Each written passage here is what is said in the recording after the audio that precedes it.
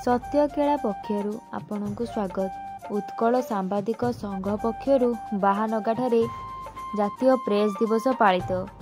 Bahanaga block सभागृह रे उत्कल सांबादिक जिला शाखा और बाहानगा ब्लॉक शाखा मिलित आनुकूल्य रे जातीय प्रेस दिवस पालित हो जाइछि। उक्त कार्यक्रम रे उत्कल सांबादिक संघर जिला सभापति लोकनाथ दलई अध्यक्षता करथिले।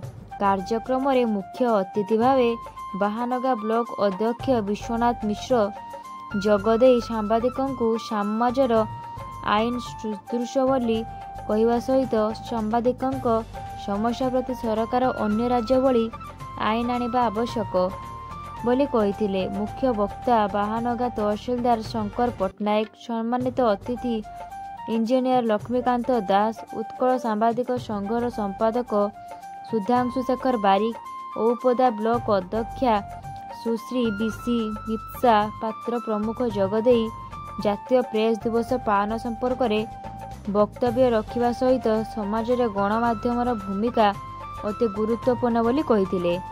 उक्त सभारे उत्कल सांबादिक संघर राज्य कार्यकारिणी सदस्य निरंजन प्रसाद बारिक अतिथि परिचय और मंच आवाहन करथिले।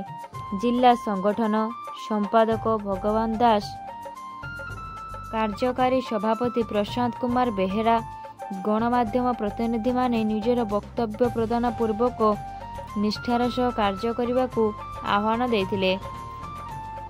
शेषरे मीडिया संयोजक प्रमोद कुमार सियल धन्यवाद देथिले। परे संघ पक्षरु प्रधान शिक्षक रतिकांत परिड़ा, खैरा सांबादिक प्रशांत कुमार बेहेरा और औपदा सांबादिक अशोक कुमार प्रधान को संघ पक्षरु संबर्धित करा जायतिला। धन्यवाद।